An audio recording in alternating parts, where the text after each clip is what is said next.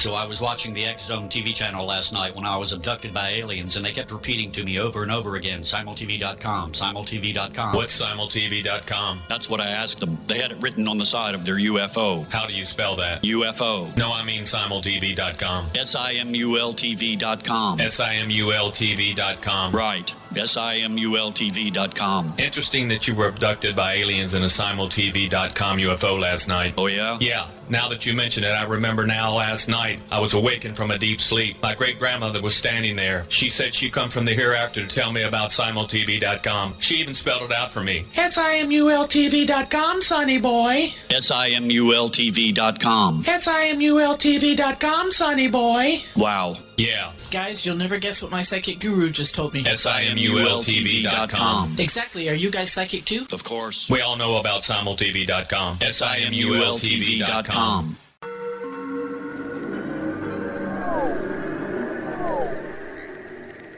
Roswell in the 21st century is a detailed re-examination of the Roswell UFO crash case. I have studied the evidence for more than 30 years, and I now put that evidence under a microscope in a cold case examination of the facts. These facts might not please everyone. They are based on my comprehensive investigation that took years to complete, but they do lead to the conclusion that whatever fell was not built on Earth.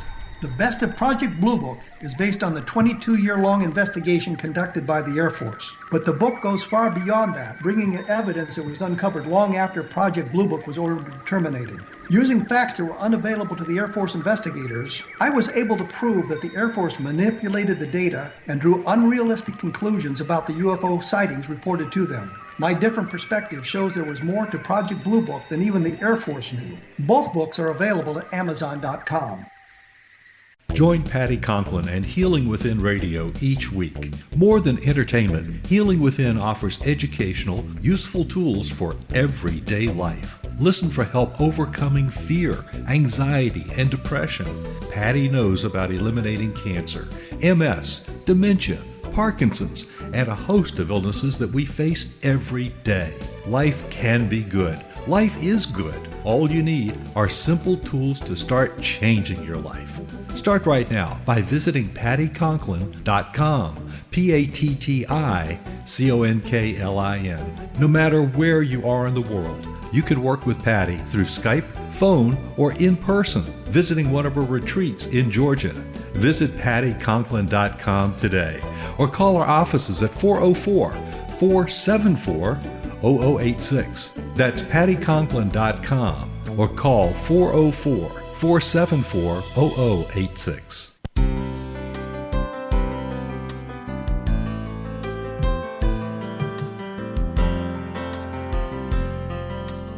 Welcome to Mission Evolution Radio Show with Gwilda Wiyaka, bringing together today's leading experts to uncover ever-deepening spiritual truths and the latest scientific developments in support of the evolution of humankind.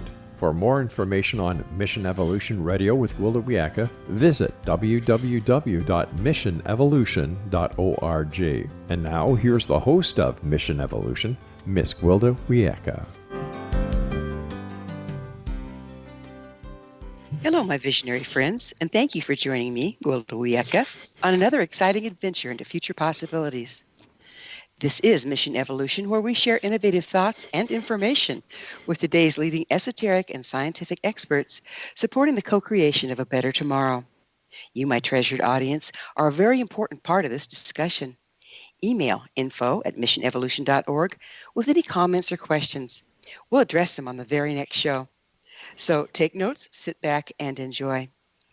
This hour we'll be discussing a topic on everyone's mind, surviving COVID-19, one medical doctor's experience. Does anyone feel like they're living in the Twilight Zone or an apocalyptic movie? Here we are in the middle of a worldwide pandemic. Streets are deserted, ships stranded, people restricted to their homes, everyone wearing masks, and no end in sight. Many of us are wondering how much longer we'll be isolated. Weeks? Months? Years? Are we overreacting? Underreacting? There's little to no real information about what we're facing in the long term or the psychological impact we're suffering as a result. With us this hour to share his experience as a survivor of the coronavirus is Dr. David Hanscom. Dr. Hanscom is an orthopedic surgeon focused on helping people go pain-free without surgery or medication. He's the author of Do You Really Need Spine Surgery? And Back in Control, A Surgeon's Roadmap Out of Chronic Pain. Dr. Hanscom's tested positive for COVID-19 last month, and he's here to discuss the illness and resulting isolation, not only from a physician's perspective, but from that of a survivor. His website, backincontrol.com. Dr. Hanscom, on behalf of our listeners and myself, thanks for joining us on Mission Evolution. Thank you. I always enjoy working with you. It's wonderful having you back on the show. So first, congratulations on your recovery from the coronavirus. I'm so glad you made it. I'm glad you're with us. Man, it's been an interesting experience. Well, you tested positive for corona. What were your symptoms that made you think you might have the virus to go in to get tested? Well, first of all, being a physician, I was in total denial. So it was my wife that hauled me off to the doctor. So I just thought I had the flu. And I had been I actually worked out Tuesday morning at the gym with my trainer very hard, felt great. And then about 4 o'clock in the afternoon, all of a sudden I started feeling incredibly weak and tired. Then I had a lot of muscle aching, like I had a very high fever, but I didn't really have a fever. And so it was mostly the fatigue and the muscle aching and just a little bit of runny nose and respiratory symptoms. And that was it. Then back then it was pretty early on in the California epidemic. So I was not keen on getting tested. And I had been traveling. I traveled to New York, Utah, San Francisco. But at that point in time, even New York wasn't considered particularly high risk. It was about 2 days later that it had exploded. And so I probably picked it up at the airport, is my best guess. I wasn't really around a lot of people in any of those places. And nobody I was with got sick later. And I wasn't really thinking I had the virus. And just statistically, there's 30 million people in California. There's like 500 cases, and I'm going, whatever. But my wife started pushing me to get it done. And again, I just thought I had the flu. It was pretty nonspecific symptoms. But the disconnect was we saw Tom Hanks' symptoms on TV where he had a lot of muscle aching, fatigue, but no fever. We're going, Anyway, so my wife called the doctor, and somehow I was one of the lucky ones to get tested. We drove to San Francisco the next day. I went into a building that looked like it was a ghost town, just locked down, and only one person went in at a time. Everybody, of course, was gowned and gloved and masked, etc. So it only took about 3 minutes to take the 2 nasal swabs. The flu swab came back in half an hour. That was negative, which was worrisome. Then the coronavirus at that point took 6 days to get back. So I was, of course, in isolation until that happened. And then I tested positive, which was a shock. And initially I was pretty upset about it. Whatever. And of course, I knew at that point in time that some of the more severe symptoms occur at about a week into the process. And long story short, I was fatigued and muscle aches for about 4 days. And then I started getting my strength back, and I've been really completely symptom-free for about 2.5 weeks. I've been just fine. So in the big picture, it was not nearly as bad as the flu. Well, yours is one of the mildest cases I've heard of. Do you have any speculation as to why? Well, what happens, I've written this book called Back in Control, A Surgeon's Roadmap Out of Chronic Pain. And we've always taught that anxiety is psychological, correct? Yeah. Mm-hmm. Okay. It's actually just the sensation generated by elevated stress chemicals like adrenaline, cortisol, histamine, cytokines.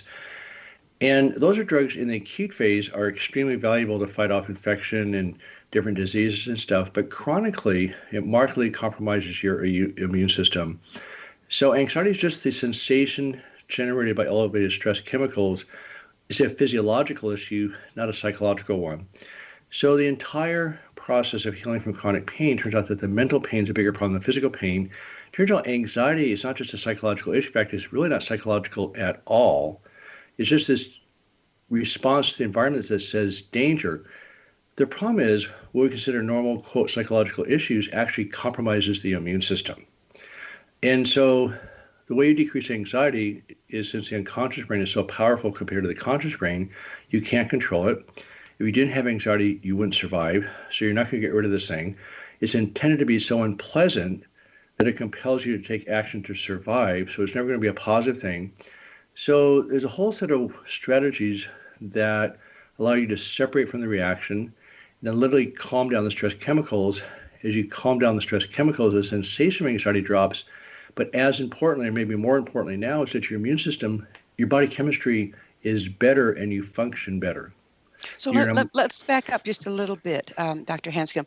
So are you connecting your mild case with your ability to deal with stress that you've learned through your dealing with chronic pain? Well, I mean, in one case, and I'm a scientist, I'm a physician, so I'm not going to say my one case proves my point, but I am 67. I'm pretty healthy in general. I've got some cardiac issues, but nothing bad. I've got some mild lung issues, but nothing serious. But again, those are risk factors for a poor outcome because a virus attacks these enzymes, are connected with these enzymes actually control blood pressure and heart issues. That's why heart disease is such a risk factor for bad outcomes. So I'm somebody who's not at low risk by any means, and my symptoms are pretty mild. And again, there's a bunch of tools that simply allow you to lower your stress chemicals. And the way you know you've lowered your stress chemicals is that the sensation of anxiety drops. And so then, you went into anxiety when you first found out that you were tested positive. Is that correct? Well, again, I use the tools relatively quickly. So if I took 2 hours and explained the stresses in my life the last 5 years, you would just blow your mind. It's unbelievable. And people think, stress is the problem. It's not the stress. It's the chemical reaction to the stress. So it's a chemical reaction that creates this uncomfortable sensation. And, plus people forget, they talk about stress management being an issue. Well, guess what? It doesn't work because the stress that's the most stressful, and this has been proven in multiple research papers, the stress that's the most damaging is the stress that you can't control, right? So the stresses that really tie us down, like for instance, let's take chronic pain. Let's take the coronavirus epidemic. You can't control it. There's nothing you can do. So you can be anxious about it, or you can be enraged about it. But guess what? All you're doing is damaging your own immune system. So it's a learned skill. It's not positive thinking. It's not mind over matter. It's simply a learned skill using different tools to lower your stress chemicals. So I would say I was, upset for about a day. And then I went back to my tools that I use, that I teach all my participants and clients and ex-patients. And by the way, I have a half-hour open question and answer period every weekday at noon for half an hour that anybody can call in on. And so I just answer questions. And I mean, we've watched hundreds and hundreds of patients go to pain-free. And it's the mental pain. What drops down is the anxiety. That's been the fun part. As people, I'll use the word, stress chemicals drop, people begin to thrive because they're not fighting this relentless feeling of anxiety. Again, if you try to do it psychologically, the unconscious brain processes about 20 million bits of information per second. The conscious brain processes 40. It's 11 million to 40 ratio. And so you're not going to beat this thing. So by learning to assimilate anxiety into your day-to-day life, what you've done is that you allows yourself to live life pretty freely, including dealing with a pandemic that I can't control. It seems like it's creating, it sounds like a catch-22 here, like it's creating stress because of all the, precautions we're having to take, all the hysteria we're hearing on the news. We get they give you one idea how to deal, and then that's, defunct by the next day. Right. I'm sure people feel pretty out of control at this point. Well, here's the other problem that's really a huge problem. So we know that there's a certain amount of domestic violence in the country, which I think is unacceptable, but it is there. People ask, well, why is there domestic violence ever? I mean, you love your family. Why do you abuse them? Well, the problem is your families are your deepest trigger. So it's ironic. We all need social connection. The deeper the connection, the better. But the deeper the connection, the bigger the triggers. So that's why domestic violence occurs in the first place. All this can be magnified dramatically. And I work with Dr. Stephen Porges, who wrote a book called The Polyvagal Theory. And he spent 4 years of research looking at the connection between stress and the autonomic nervous system. And humans evolve language and connect. They evolve through connection with other people. We're going to have to take a commercial break, but this is really going in a nice direction. I'd like to pick up on the other side. Sure. It is time for that break. However, Dr. Hanscom and I will return shortly. Don't you go away. You're listening to Mission Evolution, coming to you on the X-Zone Broadcast Network, www.xzbn.net.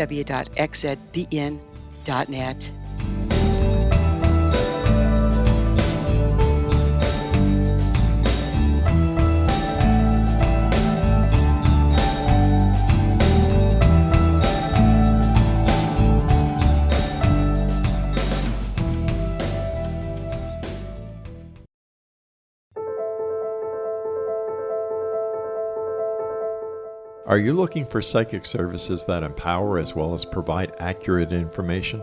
Jenny is a third-generation psychic with extensive esoteric training. A practicing professional intuitive for over 30 years, her accuracy is astounding. While most psychics can read what will happen to you if you don't change directions, Jenny understands the future is subjective. While there is a river of time we all traverse, that river has many waves, eddies, currents, and tributaries from which to choose. With Jenny as your guide, you can explore the many possible outcomes in the river of time and navigate your course to the one of your liking. Take control of your future. Book your life-changing session with Jenny today at www.gen-e.net. That's www.gen-e.net.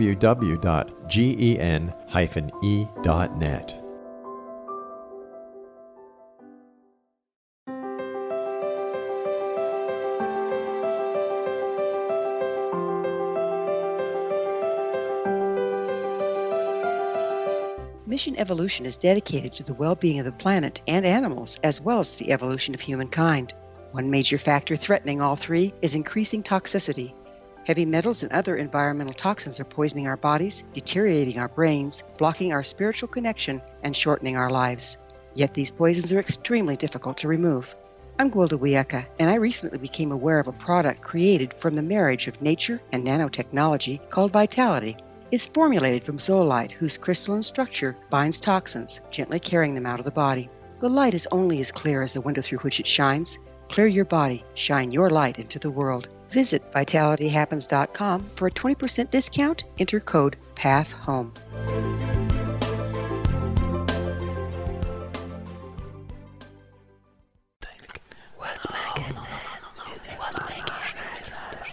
In the mid-1990s, I was approached by a young woman who believed she'd been abducted by alien creatures.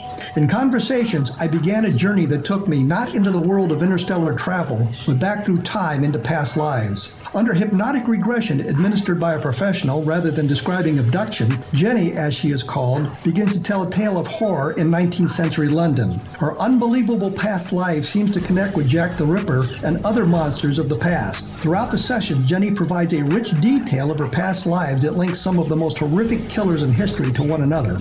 Using the resources of a university library in the pre-internet's day, I was able to verify some of Jenny's claims. She has knowledge that wasn't readily available to a suburban housewife. Does this prove the reality of her tales? Conversations attempts to answer that and other provocative questions. Conversations is available at Amazon.com.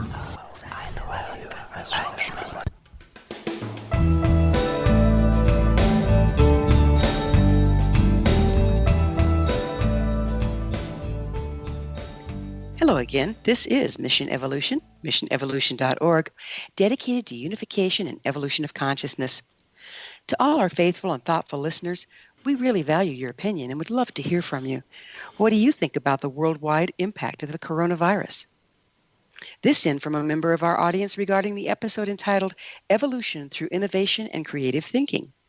MM states, I love the tips your guest gave on how to entertain even wild ideas and not judge any ideas you come up with. I followed his suggestions and already had great success finding new innovative solutions. Thanks for your input, MM. If ever there were a time for new innovative solutions, this would be it. Curious, dear audience? Visit our archives at missionevolution.org, listen to the episode entitled Evolution Through Innovation and Creative Thinking, and let us know what you think. Email me at info@missionevolution.org and give me your thoughts or questions so we can all share them on the next show. With us this hour discussing his experience surviving the coronavirus is Dr. David Hanscom. His website, backandcontrol.com. Dr. Hanscom, we were about to go into triggers and with people being, locked into a house with people they're closest to that tend to be the ones that trigger them the most deeply. What are we seeing there? This is probably one of the most intense topics for me. I was raised in an abusive background. My parents' role was to nurture me and help keep me safe. The essence of solving chronic pain, by the way, is staying safe. So when you're triggered, what happens is that something in the present reminds you something in the past that was dangerous. In other words, that's how all creatures survive, is that they look at their environment, they avoid danger, they gravitate towards rewards. So when there's a threat, either a real threat or a perceived threat, your body says danger. You secrete adrenaline, cortisol, histamines, cytokines, all different inflammatory chemicals. And what it does, it helps protect yourself and increases your chances of survival. So we call those triggers. Anytime you are anxious or upset, you're being triggered. It's not rational. And we all know if you get into an argument, nothing ever gets solved, right? Because it's not rational. It's the unconscious brain saying danger. So the first thing I do to my patients and clients is say, look, get rid of the word anxiety out of your vocabulary and just visualize a large thermometer and say, look, my stress chemicals are elevated. Just visualize how elevated they are. Then the way you solve the problem is simply decrease your stress chemicals. And there's many ways of doing that. But remember, the conscious brain is 11 million to 40 as far as the mismatch of the unconscious, the conscious brain. So it's not rational. It's not your consciousness. Anxiety is what you have to survive. It's not who you are. It's an amoral, sociopathic survival response. And once you separate this response and watch how it works, and again, you can use it to your favor, then your conscious brain is who you are. It allows it to thrive. I understand that depending on, just like a muscle, depending on where you spend most of your time, that part of your brain actually develops. Absolutely. So if you use these tools to stay more on the conscious brain versus the fight or flight, it's going to start evening out the odds as to what portion of your brain works. Right. And I wandered off topic here just for a second, but going back to Dr. Stephen Porges, who wrote the polyvagal theory, humans evolved through language. So what happens, the vagus nerve, which controls the autonomic nervous system, including the inflammatory immune system, is connected right to the facial muscles, the neck muscles, the eye muscles. And so if I meet you on the street, every human being is looking at another human being as safe or dangerous. Unfortunately, the coronavirus, all of a sudden that whole process has changed dramatically, right? Because everybody's potentially dangerous. So instead of being able to relax and enjoy people around you, there's always that level of suspicion that wasn't there before, right? Ooh, do that masks also add to that? You can't see expressions. Right, exactly. So, Wow. And the second thing is we connected through social connection. The deeper the connection, the better. Unfortunately, the deeper the triggers. But what he points out, when you're socially isolated, you are dysregulating the autonomic nervous system. So you're going to have these chemical surges of all these stress chemicals. That's why people behave badly, because they're dealing with these massive chemical surges that are about your survival, not about other people's survival. And so what happens, it takes the parasympathetic nervous system to modulate your survival reaction in order for us to safely socially engage. And so the problem is, and I have a paper, which I write lots of articles. I wrote an article about my coronavirus experience. My wife actually asked me not to publish this next patient because there's very deep data on the long-term PTSD effects on the people's interaction in developing PTSD. And I always wonder, my father went through the Great Depression, and they had to move to a farm. They barely survived. It changed his entire life. He and my mother became hoarders.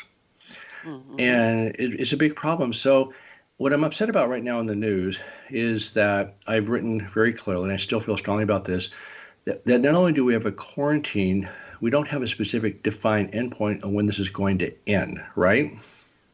Right. I don't think anybody knows. Well, we can. There are some ways to do this. And the two ways is, one of them, like myself, I'm free. I'm perfectly safe. I have tested positive. I've been cleared by the state health department that I'm fine. I can go into the workforce.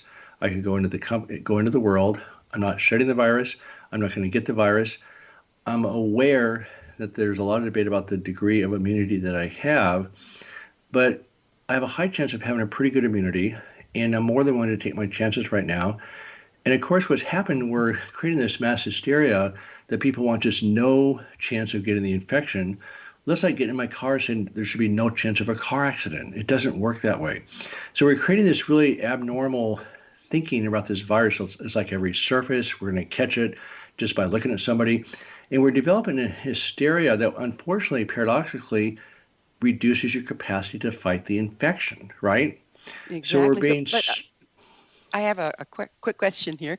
There have been some reports of people that tested positive, went through the virus, got well, tested negative, and then came back and tested positive again and started becoming symptomatic.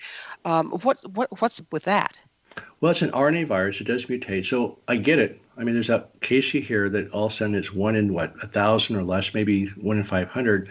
But I'm saying I have a reasonable chance of immunity. I'm not guaranteed immunity, right? But if I don't get out into society, there will never be an end to this pandemic, and we should never go out of the house ever for anything, right? So, of course, there's nothing's 100%. So, but having the virus and recovery and moving forward is a huge step. So my chances are much higher than if I didn't have the virus and recovered, right? And so life is an odds game. And again, anxiety. The other thing I want to point out, going way back in the conversation, if you notice what your anxiety was like before the epidemic, is that I wrote a website post called Your Personal Brain Scanner. Your brain is designed to look for danger no matter what. So if you're having a nice day walking on the lake, people worry about the kids at school, or worry about politics, or worry about dying, or whatever. So your brain is designed to worry. That's what it's supposed to do, right? I call it your personal brain scanner. So now that you have a very obvious focus to focus on with the pandemic, but if the pandemic goes away, guess what? You'll still go back to your same pattern of worrying. Of course, it's magnified because the consequences of this are higher. But as you well know, and I don't want to get too philosophical here, one of the greatest meditations in life is actually meditating on your own death. In other words, we're all going to die. A lot of people are paranoid about dying. And so they have meditations where actually people go to morgues and meditate on a dead body, realizing that's where they're going to go. You can't really live your life unless you are comfortable with not living your life. Because if you're worrying about something that hasn't happened yet, and we know that dying is inevitable, and again, I'm all for the quarantine. I'm not saying we should accelerate the process at all. I'm not into dying personally. But that's the process. You got to be okay with bad things happening, because if you're always worried about bad things, then you actually can't really enjoy the good things in life. So going back to your comment about the immunity, no, it's not 100%. But again, I would never go out in my car and drive. I would never go hiking in the mountains because people die falling off, pathways and trails, et cetera. I would never go snow skiing. So there's always risk in everything that we do. That's what I'm upset about, is that the media is creating such a hype. And it is a bad disease. I mean, one of our best friend's daughter was the chief resident in Bellevue Hospital, who she herself just tested for the coronavirus. And she's watching people die literally in front of her every day, multiple times a day. It's a horrible disease. I'm not downplaying that at all. I'm all for the quarantine. I'm all for the lockdown. But we have to define how to get out of it. So the two ways of getting out of it is when testing positive and developing a reasonable immunity, or the antibody testing. And again, that's all. It's not going to be so hard to get those antibody testing now because it's quick testing. There's lots of companies do it. So the better answer is Would you describe what is antibody testing? So it's a blood test, and when you have any infection, the infection is called the antigen, and then your body has an immune response, whether there's certain types of cells that give different responses to bacteria versus viruses. But what happens is that your body mounts an immune response in the form of antibodies, which attach to the virus and destroy it, or attach to a bacteria and destroy it. So what you're doing is you develop the immunity to this virus. Then when the new virus comes in and somebody reinfects me, so to speak, my immune system will attack it and destroy it. Okay, so there is testing that can say if you've already had the virus? Correct. And that's wonderful, yeah. That's within a couple of weeks. That should be out on a pretty widespread basis. And I've been an advocate from day one that everybody in the country should be tested. So if we're going to take trillions of dollars out of the economy, we should have put billions of dollars into the testing, because the only reason I am safe is because I was tested, right? So if I had been sick, resolved it, I wouldn't know for sure it was the COVID virus or the flu. Well, we're going to have to go back into testing on the other side of a quick break, but I think this is fascinating. It's like giving us hope here. So Dr. Hanscom and I will return to our discussion shortly. So you folks stay right there. This is The Mission Evolution. We're coming to you on the X Zone Broadcast Network, www.xzbn.net.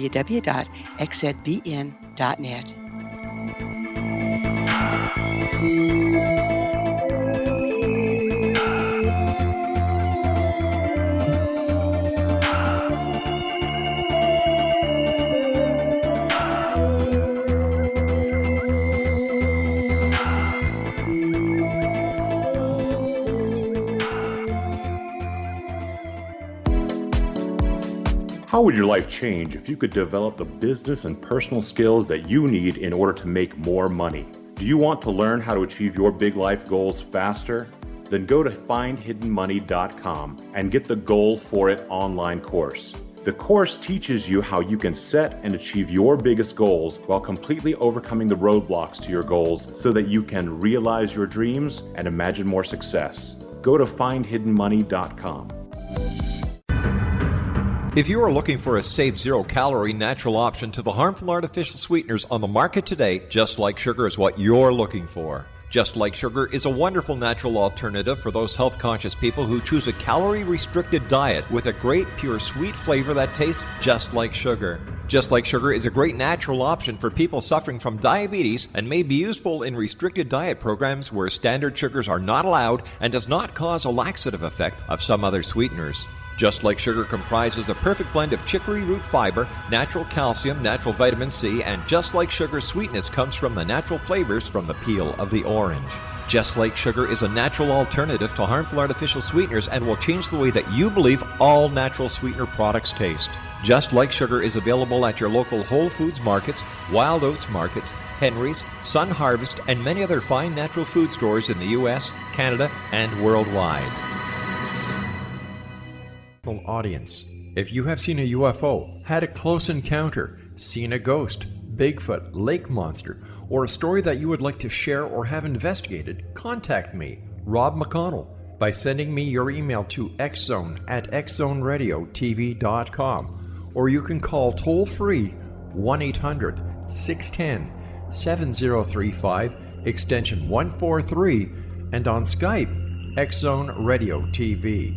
For more information on the X-Zone Radio TV show with yours truly, Rob McConnell, visit www.xzoneradiotv.com or www.xzonetvchannel.com or simultv.com and xzbn.net. Until next we meet here in the X-Zone from our broadcast center and studios in Hamilton, Ontario, Canada, always remember, X-Zone Nation, keep your eyes to the sky and your heart in the light.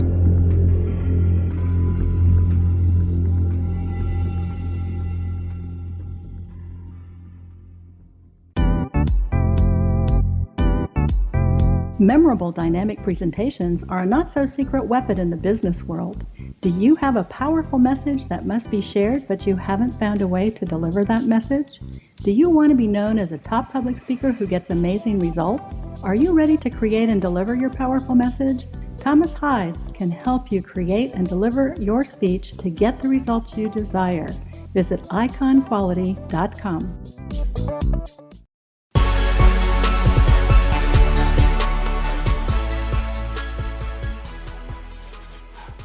Welcome back. This is Mission Evolution. Did you know our entire leading edge information-packed episode collection is available to listen or download with our compliments? Visit our archives at www.missionevolution.org for our ever-growing selection of guests and topics. Our special guest this hour is Dr. David Hanscom. We're speaking about his thoughts on COVID-19 from a survivor's perspective as well as that of a physician. His website, backandcontrol.com. We were just starting to get into testing, and there, what I kind of like to look at here is we're kind of in a catch-22. On one side, people need to take this seriously. I mean, it's a serious business, and we need to take all the precautions. Right. And on the other side, the people are trying to encourage us to take it seriously. Isn't that causing hype and hysteria in a certain way? So people are attaching onto the virus as something to project their stress and their angst onto, and that drops our immune system. So how can testing help with that? Okay, so what happens, they're using the hysteria to scare people into complying, right? That's sort of the human way of doing things. Right. Mm-hmm. So what happens, over my years of practicing medicine, I feel that most people, by far and away, the vast, vast majority of people are well-intentioned and want to thrive. They want other people to thrive. So I don't think it enforces as much as giving clarity. So people say, okay, look, this is a bad disease. So education's number one. Understand how bad the disease is. Understand how contagious it is.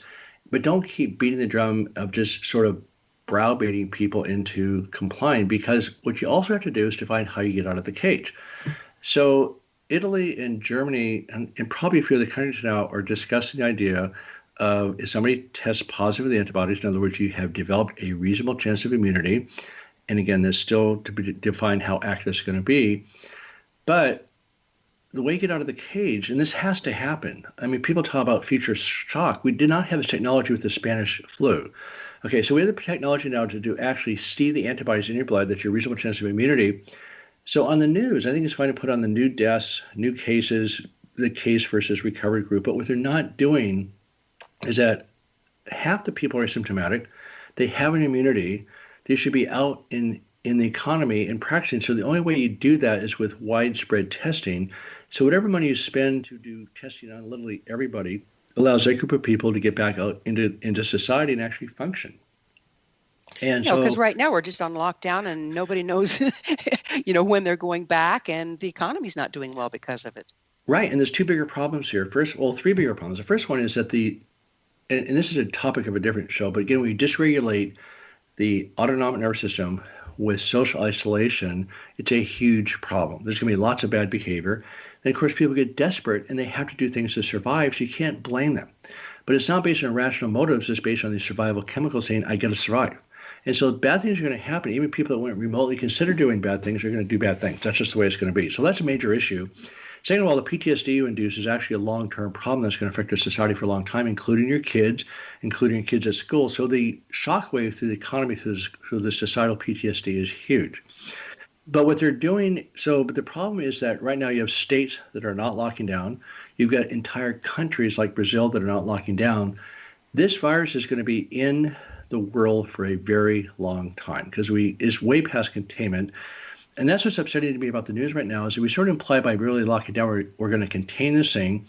Over 3/4 of us are going to test positive for the virus at some point. It's in the population, just like the common cold. It's a cold virus gone sour, right? So we know almost everybody's going to test positive. We're trying to flatten the curve. And then once the flat curve is flattened, what do you do then? Because there's not going to be an endpoint. It's never going to be 100%. So by having so much travel in the world, with whole countries not even shutting down, this virus is going to be with us a long time. But the other problem, which is even a bigger problem, this is what's called an RNA virus, which means it mutates. And we don't really know the data about how much it mutates. I don't assume that right now I have immunity for this phase of the virus. But just like the flu, every year there's a different strain of flu that comes through, right? And when you get a flu shot, it's a best guess against the flu, but it's not 100%. Same thing with this virus is that next fall, if this thing happens again, my immunity may be there, maybe not, maybe I need further testing, but the virus mutates. And with HIV, we never did get a vaccine for the virus because it changes. Now with polio and measles and stuff like that, that's a DNA virus, hepatitis, that's a DNA virus that is stable. And once you get vaccinated, there is immunity. And I was on the tail end of the polio epidemic as a resident because I dealt with people with major orthopedic problems being paralyzed by polio. It's a horrible, horrible thing. So right now with the RNA virus that people are hanging their hopes in a vaccine, again, there may be a whole other level of technology that I'm not aware of. I'm not a virologist. I'm not pretending to be a coronavirus expert. I don't want people to think that. But I have taken care of sick patients for a long time. With major spine surgery, we have people going into pulmonary failure with this, what's called ARDS, which is killing people now. And so it's a big problem. So as far as the actual immunity, I'm not the expert on that. But I'm saying the only way you get people out into society is you give them a reasonable chance at immunity and get them back out into the world. And that has to happen. And it has to happen quickly because otherwise there's no end to this pandemic. Yeah, because from what you're telling me, we've kind of painted ourselves into a corner. We've got everybody locked away, which is, we don't want to just put people out there and risk them. And, who do you put out there as a sacrificial lamb? And at the same time, there isn't a solution in that approach, is there? There is not. But the problem is the solution is so clearly defined right now. I mean, we have the technology. And I think the government's finally changed its tune. But about 3 years ago, they said, well, testing is indicated only for severe cases. That was never true. What they should have said, look, widespread testing is necessary, but we don't have the equipment because we're not prepared. And we all know now in the papers that in January, the administration knew that this was going to be a huge, major problem, and they ignored it. So that cat's out of the bag. I don't want to spend a lot of time bemoaning the past. My personal work, as far as my immune system, and again, you had a question about how do we take care of ourselves, is the bottom line is you are going to get, there's a 75% chance you will test positive for the COVID virus sometime this next year. That's going to happen, okay? So you got to get your head around that, number one. You're not going to avoid this thing, and so you don't want to develop a phobia about it. But what you can do is take care of your own immune system. And what doesn't work is positive thinking. In other words, you have irrational anxiety. That's fine. It is what it is. But you can't suppress it. So there's a bunch of techniques to actually literally lower your stress chemicals. First of all, understanding that stress isn't the problem. It's the chemical reaction to it. Paradoxically, the more legitimate your anxiety, the more of an effect it has on your immune system in a negative way. So I've got a quick question for you. Sure. If the anxiety and knowing you're anxious and all that has, raises the chemicals and compromises your immune system, what does denial do? Because that seems to be the other choice here, is going into total denial. It's worse, because we know when you suppress thoughts or concepts that it actually cranks up your body chemistry even more. In other words, we know that thoughts, that unpleasant, threatening thoughts create the same chemical reaction in the brain and the body that a physical threat does. But since you can't escape your thoughts, every human being is subjected to elevated stress chemicals unless you use the tools to separate from your thoughts and actually lower your stress chemicals. The key issue here is take care of your own immune system. It's not about positive thinking, it's about a positive outlook. And we can talk about this in the next segment about the actual concrete solutions to actually take care of your own immune system. So you're going to be exposed. I'm not thrilled I got tested positive, but it was pretty much inevitable. I'm delighted that I got through it relatively easily and I now have immunity. But I'm telling you, the feeling I have with a positive test and being cleared is incredible. I feel like I got let out of jail, and I did. I'm free. So right there's a huge boost to my immune system, right? So again, the essence of healing chronic pain, again, mental pain is the bigger problem, is feeling safe. And feeling safe is not a psychological term. That means your body is full of oxytocin, the love drug, dopamine rewards, serotonin, the antidepressant, and the GABA drugs, which are anti-anxiety. So when your body's full of that chemical bath, everything functions better, and you heal and you thrive. So being safe is not a psychological term. Again, it's a physiological term, just like anxiety is a physiological response, not psychological. Would you happen to know how long this virus has been around? I don't think it just came up in January. Have you heard how long it's been there? Again, I can't really talk with expertise in that. I know pretty much what everybody else says reading in the news, so I honestly have no opinion on that. Okay, because it seems to me like some people might have already had it before it became a thing, if you know what I mean. Well, I mean, a friend of mine, a physician, pointed out that on these cruise ships where they literally tested everybody, that literally 50% of the cases are asymptomatic. So, I mean, it's been around for a long time. And so, again, I think that people have to understand this is like the common cold virus. It's a coronavirus that you're going to test positive. And so, again, the best thing you can do by far and away is to nurture your own immune system, which is, again, not positive thinking, not denial, but actually going through the specific tools that actually lower your stress chemicals. It's a huge time for that because it's the only weapon we have, really. Right. And it always has been. And it's a good one. This is not a theoretical weapon. This is actually a very strong weapon. So you asked me a question, do I think my tools actually help fight off the virus? I think so, yes, but I'm a case of one, so I'm not going to tell the world that this is the way to do it. But I will tell statistically, we do know in the HIV epidemic, there's a book out called Opening Up by Writing It Down, talking about expressive writing. They found out with the HIV epidemic that the expressive writing actually lowered the viral load. It actually changed the immune system, actually lowered the viral load. So again, it's not psychological. You just lower the body's stress chemicals, which allows your immune system to thrive. Being paralyzed by fear does the opposite. Doesn't help. We're about to go into our break, but in the last segment, I would really love to have you share with us some tools that we can use to bring up our immunity. Dr. Hanscom and I will be back shortly to continue our discussion, so don't go away. This is Mission Evolution on the X Zone Broadcast Network, www.missionevolution.org.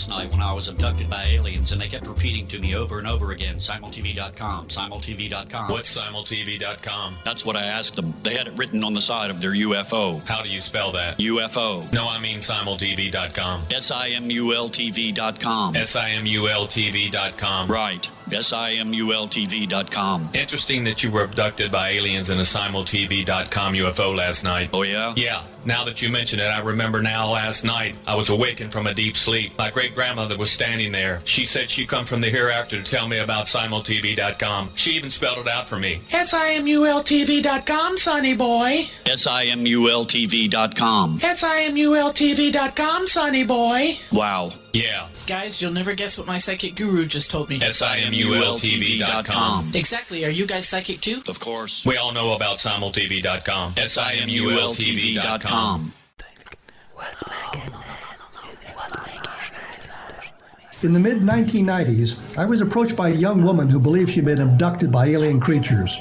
In conversations, I began a journey that took me not into the world of interstellar travel, but back through time into past lives. Under hypnotic regression administered by a professional rather than describing abduction, Jenny, as she is called, begins to tell a tale of horror in 19th century London. Her unbelievable past life seems to connect with Jack the Ripper and other monsters of the past. Throughout the session, Jenny provides a rich detail of her past lives that links some of the most horrific killers in history to one another. Using the resources of a university library in the pre-internet day, I was able to verify some of Jenny's claims. She has knowledge that wasn't readily available to a suburban housewife. Does this prove the reality of her tales? Conversations attempts to answer that and other provocative questions. Conversations is available at Amazon.com.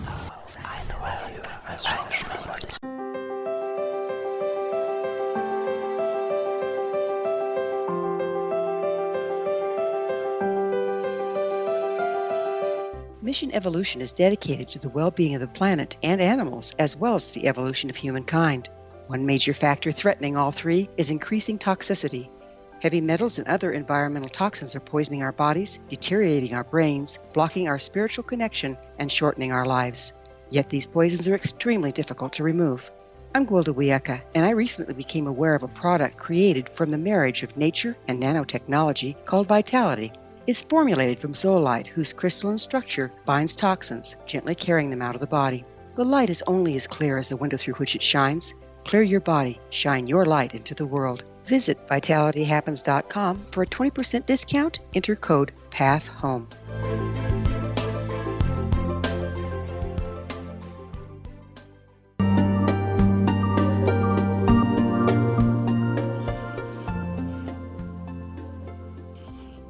Welcome back. This is Mission Evolution, bringing together gifted people of service to the world. I love to hear from our audience. Your thoughts are very important to me. To suggest a topic or a guest that you think would be of interest, email us, info@missionevolution.org. Speaking of gifted people of service to the world, this hour we're sharing thoughts with coronavirus survivor Dr. David Hanscom. His website, backincontrol.com. Dr. Hanscom, you know, it seems like we've gotten so reliant on the medical system, and we don't take care of ourselves, and our best immunity, our best ability to thrive is this body, this avatar that we live in. It's designed to exist. It's designed to thrive. How can we bring back our natural ability to, beat disease?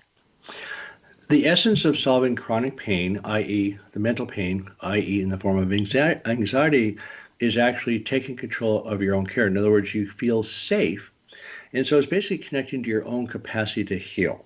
Okay, so that's the key. You connect your own capacity to heal. And this is not theoretical. This is proven with deep, deep research. And I like to talk about one tool called expressive writing. It's been documented in over 1,000 research papers that expressive writing has a dramatic effect both on your mental and physical health. It actually has more effect on your physical health than your mental health. And they found out that academic performance, sense of well-being, depression, anxiety, even wound healing, asthma, rheumatoid arthritis, all improve with what's called expressive writing. There's many forms of it, but the starting point that I advocate for my patients is simply write down your thoughts and tear them up. And what you're doing, you can't control your thoughts, but you're separating from them.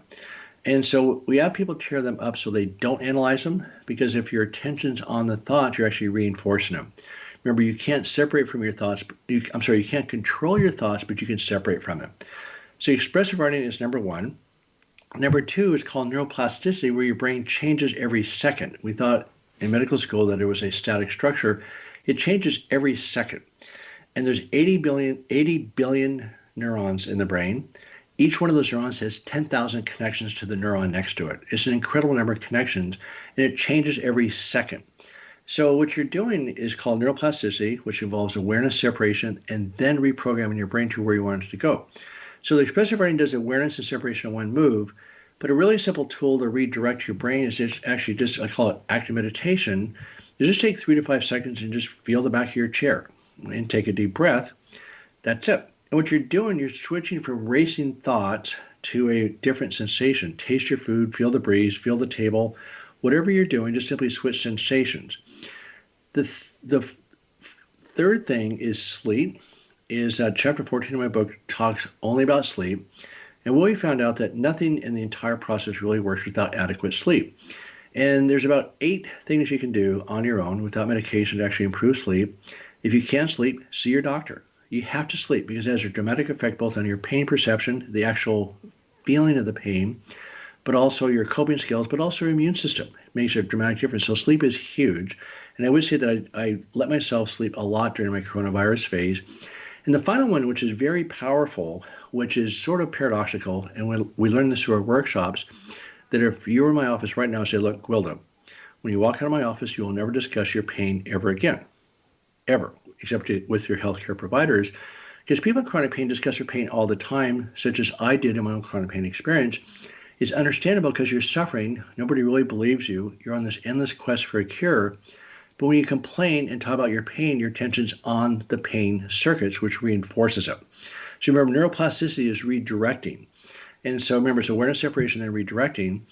So the not discussing your pain includes no complaining, no giving unasked for advice, no criticism, no gossiping.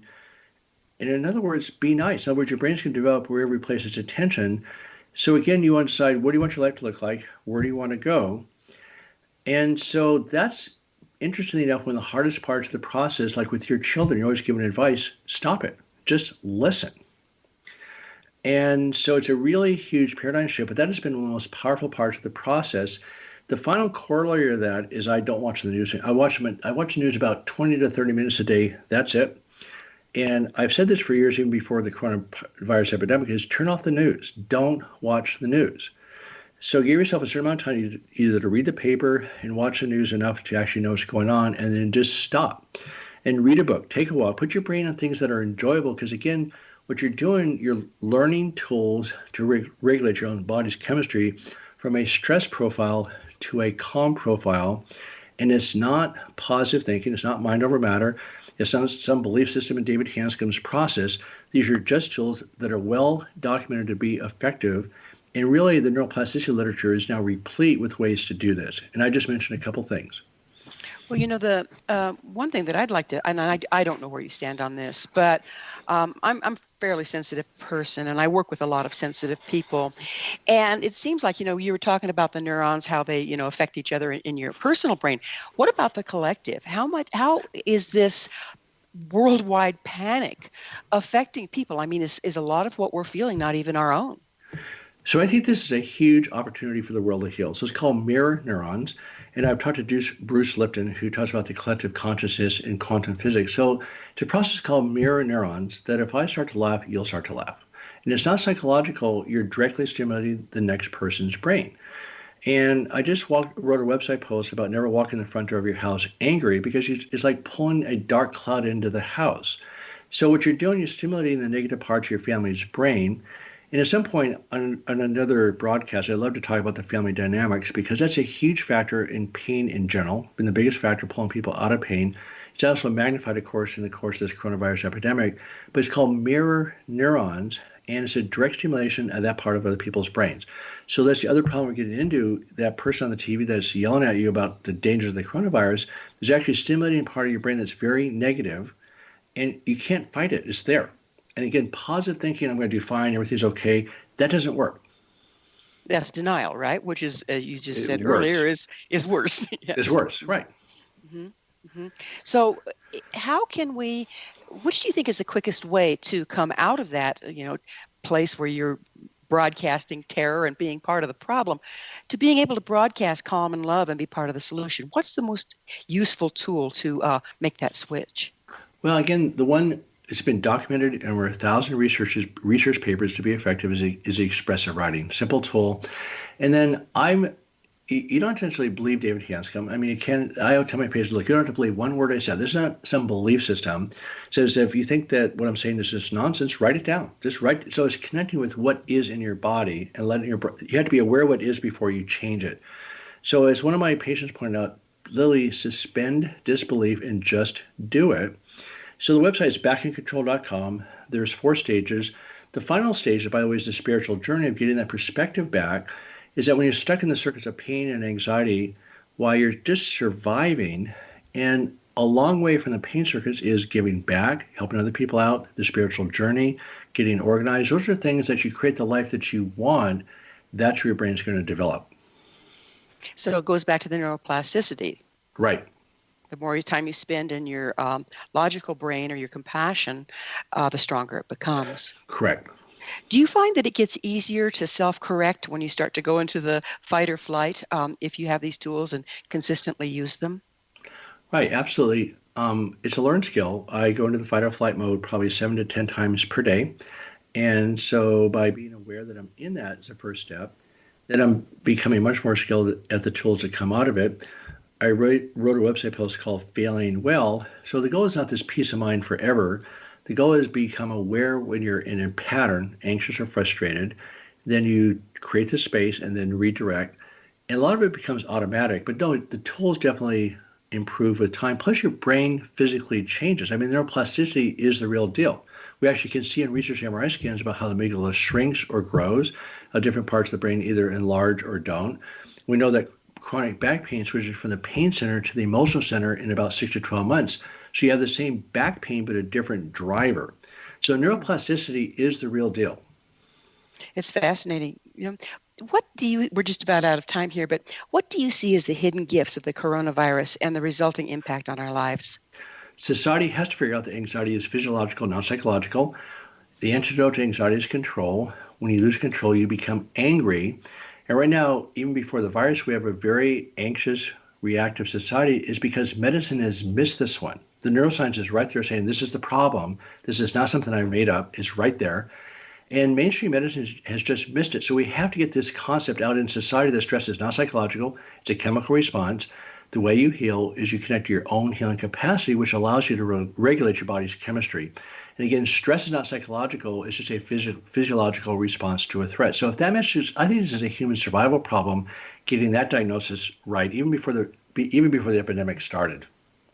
We really need to turn around the way we're looking at this whole thing, don't we? Absolutely. Mm-hmm. Well, Dr. Hanscom, it has been wonderful, as always, having you on the show, and I look forward to doing it again sometime in the future. Thank you very much. I enjoy sharing my views. Our guest this hour has been Dr. David Hanscom, an orthopedic surgeon focused on helping people become pain-free without surgery or medication. He's also the author of Do You Really Need Spine Surgery? And of Back in Control, A Surgeon's Roadmap Out of Chronic Pain. Dr. Hanscom tested positive for COVID-19 last month and was kind enough to come on the show and share his experiences. I hope all of you find comfort and joy in the wonderful message that he did bring. His website, where he has more information, is backincontrol.com. That's www.backincontrol.com. Remember, our entire information pack episode collection is available for listen or download free of charge. Visit our archives at www.missionevolution.org for our ever-growing selection of guests and topics. This has been Mission Evolution with Gwilda Wiyaka on the X-Zone Broadcast Network, www.xzbn.net. Join us next time as this mission continues, bringing information, resources, and support to an evolving world. Be safe, stay in love, and stay well.